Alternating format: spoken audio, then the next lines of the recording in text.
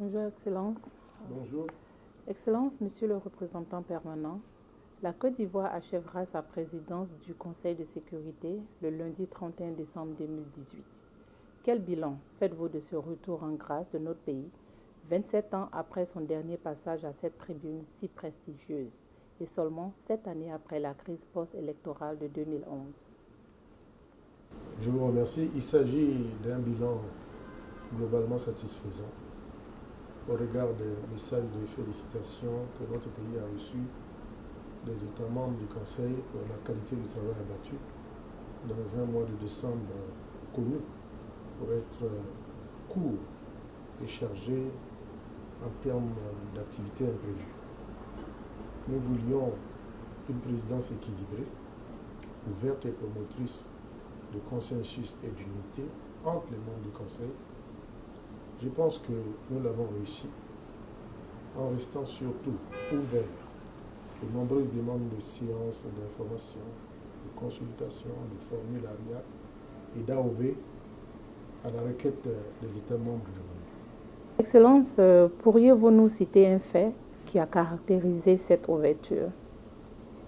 J'évoquerai la gestion équilibrée de la séance d'information sur le Kosovo, dont la programmation a appelé de notre part un sens de l'équité et la volonté de créer un cadre d'expression pour toutes les parties afin qu'elles s'écoutent et se comprennent en dépit de leurs nombreuses divergences. Nous avions en effet invité les présidents Vučić de Serbie et Thaçi du Kosovo à venir dialoguer en présence des membres du Conseil de sécurité, ce qui a permis d'éviter une autre crise aux conséquences incalculables dans les Balkans. Quelles sont les principales questions qui ont fait l'objet de débats au cours de votre présidence du Conseil, Excellence? En dehors des questions régionales, la présidence ivoirienne a été marquée par 4 débats thématiques. 2 débats de haut niveau et 2 débats portant sur la paix, la sécurité et le développement au Sahel, ainsi que sur l'impact du trafic de drogue sur la stabilité en Afrique de l'Ouest. 8 résolutions et déclarations présidentielles ont également été adoptées qui portent en général sur le maintien de la paix et les questions humanitaires. Ce sont entre autres la résolution 2447 dénommée Police, Justice and Correction dans les opérations de maintien de la paix, adoptée à l'unanimité. Il s'agit de renforcer dans les missions de maintien de la paix onusiennes la composante État de droit. Il y a également la résolution 2448 renouvelant le mandat de la mission multidimensionnelle intégrée des Nations Unies pour la stabilisation en Centrafrique, MINUSCA, adoptée malgré les abstentions de la Chine et de la Russie. La résolution 2449 sur le renouvellement du mandat relatif aux arrangements pour la livraison transfrontalière de l'aide humanitaire en Syrie, adoptée avec les abstentions de la Chine et de la Russie. La résolution 2450 portant un renouvellement du mandat de la force de démarcation des Nations Unies au Liban sur le plateau du Golan, adoptée à l'unanimité. Il y a également la résolution 2451 sur la situation humanitaire au Yémen, également adoptée à l'unanimité. Enfin, 3 déclarations présidentielles du Conseil de sécurité portant respectivement sur le Soudan et le Soudan du Sud, sur la consolidation et la pérennisation de la paix et sur les menaces contre la paix et la sécurité internationale résultant d'actes terroristes ont été actés par consensus. Nous pouvons également nous enorgueillir de l'opportunité qui nous a été donnée au cours de notre présidence de rendre un vibrant hommage à un artisan infatigable de la paix, M. Staffan de Mistura, envoyé spécial du secrétaire général des Nations Unies pour la Syrie, dont le mandat s'est achevé en décembre 2018. Le Conseil de sécurité a par ailleurs examiné sous notre présidence les foyers de tension les plus pressants de l'heure, à savoir la Syrie, abordé sous les trois aspects politiques, humanitaires et des armes chimiques. L'Afghanistan et Haïti ont également été au menu des travaux du Conseil, notamment les situations politiques et sécuritaires dans ces deux pays. L'Iran. L'Iran, avec la mise en œuvre de la résolution 2231, qui a approuvé le plan global d'action conjoint, JCPOE, sur le programme nucléaire iranien. Les questions relatives à la lutte contre le terrorisme et à la justice internationale ont également retenu notre attention, à travers 2 séances d'information sur l'équipe d'enquête des Nations Unies sur la responsabilité de l'État islamique ou Daesh. Quels sont, selon vous, les temps forts de la présidence ivoirienne du Conseil de sécurité? Assurément, les 2 débats présidentiels et ministériels resteront les faits marquants de notre présidence. La présence du chef d'État, son Excellence Alassane Ouattara, au débat de haut niveau présidentiel qu'il a dirigé avec la maestria qu'on lui connaît, puis celle de son ministre des Affaires étrangères le lendemain, au débat ministériel, ont particulièrement rehaussé l'éclat de ces 2 événements. Je mentionnerai en outre, pour les en remercier vivement, la participation fort remarquée du secrétaire général des Nations Unies, M. Antonio Guterres, celle des présidents des commissions de l'Union africaine et de la CEDEAO, M. Mahamat Faki et Jean-Claude Brou, ainsi que celle des ministres des Affaires étrangères et de la coopération des Pays-Bas, de la Guinée équatoriale et du Burkina Faso. Je voudrais enfin rappeler le déjeuner de travail entre le président de la République, son Excellence Alassane Ouattara, et le secrétaire général de l'ONU, M. Antonio Guterres, au cours duquel le chef des Nations Unies a salué les efforts déployés par le président de la République pour consolider la paix chèrement acquise dans notre pays. Monsieur l'ambassadeur, durant cette présidence, notre pays a porté plusieurs initiatives avec succès. Mais le projet de résolution des 3 pays africains membres du Conseil, communément appelé les A3, sur le financement des opérations africaines de soutien à la paix, s'est, semble-t-il, heurté non seulement à la menace de veto américain dans sa première lecture, mais surtout à des pesanteurs administratives au niveau de l'Union africaine. Qu'en est-il exactement, Excellence? Merci de me donner l'occasion de lever l'équivoque qui a cours et selon laquelle le projet de résolution sur le financement des opérations de maintien de la paix en Afrique serait un projet initié par la Côte d'Ivoire. Il s'agit en réalité d'un projet porté par les 3 pays africains membres non permanents du Conseil de sécurité, communément appelé les A3, au nom de l'Union africaine, afin d'adresser l'importante question du financement des opérations de maintien de la paix africaine et d'arriver à obtenir pour ces OMP un financement à la fois souple, prévisible et durable. C'est une étape importante, me semble-t-il, d'un processus dont la maturation a commencé en 2016, sous la présidence sénégalaise, par la résolution 2320, puis sous la présidence éthiopienne, par la résolution 2378.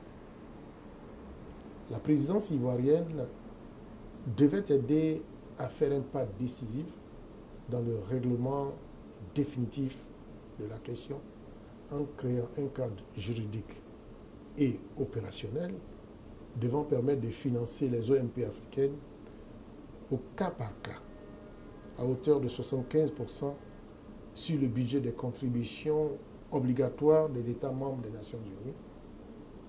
Les 25% restants devraient être financés à partir du Fonds pour la paix de l'Union africaine. L'avantage de ce projet de résolution est qu'il propose des mécanismes permettant de passer des financements ad hoc à des financements prévisibles et durables qui impacteront positivement l'efficacité et la pérennisation des OMP africaines autorisées et mandatées par le Conseil de sécurité sous le chapitre 7 de la Charte des Nations Unies.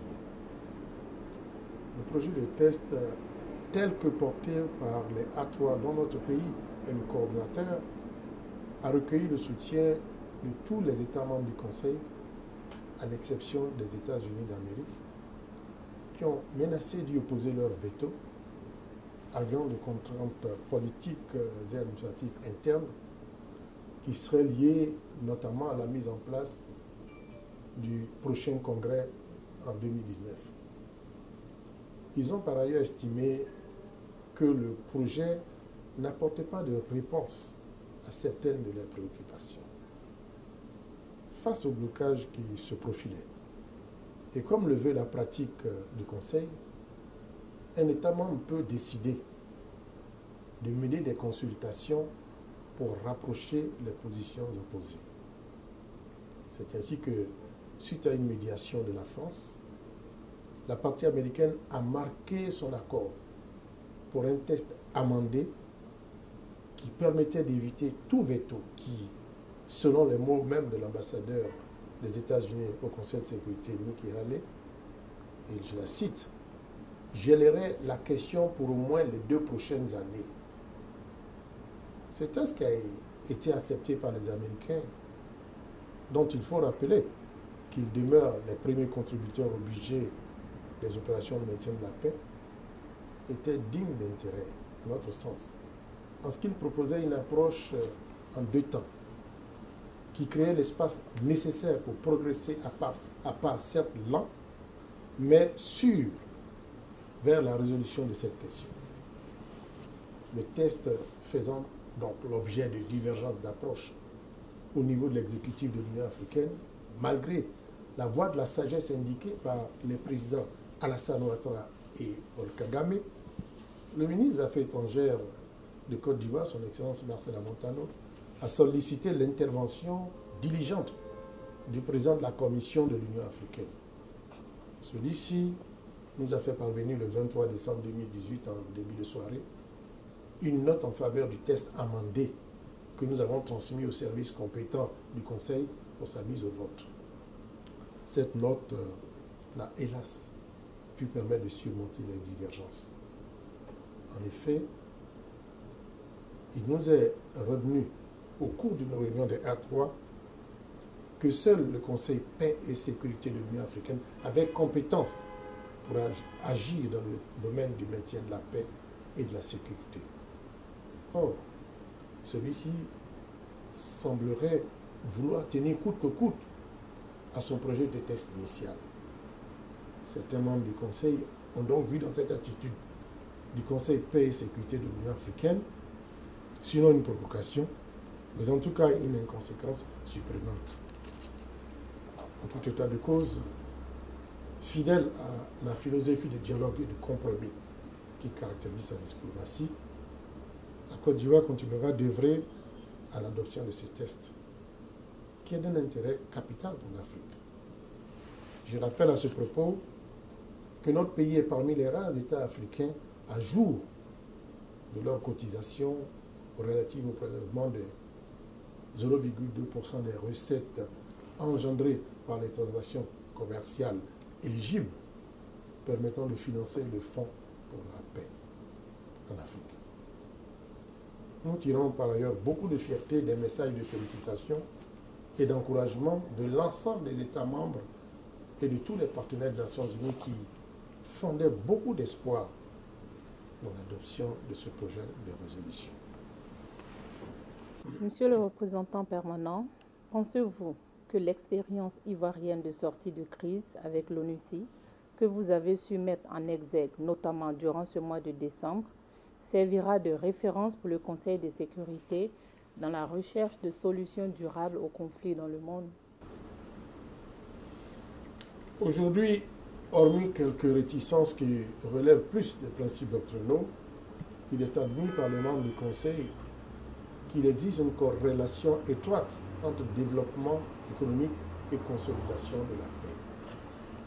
C'était tout le sens du débat présidentiel de haut niveau au cours duquel le chef de l'État, son Excellence M. Alassane Ouattara, a démontré aux Nations Unies ainsi qu'aux partenaires financiers internationaux le caractère indispensable de l'appui à la reconstruction économique aux pays en phase de sortie de crise.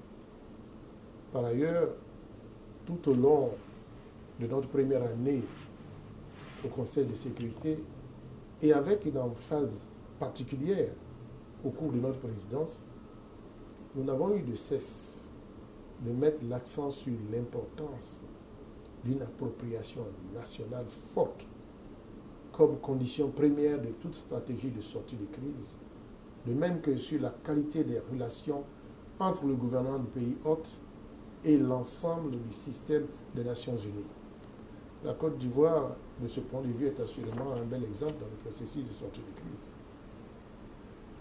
Dans le domaine du maintien de la paix, la résolution 2447 restera certainement la matérialisation de notre volonté de promouvoir cet outil important de prévention des conflits et de consolidation de la paix. Cette résolution coécrite et co-sponsorisée par notre pays et le Royaume des Pays-Bas se veut notre message en faveur du renforcement des capacités des composantes État de droit des OMP qui permettent de structurer la politique des États en phase de sortie de crise dans les domaines des institutions policières, judiciaires et pénitentiaires.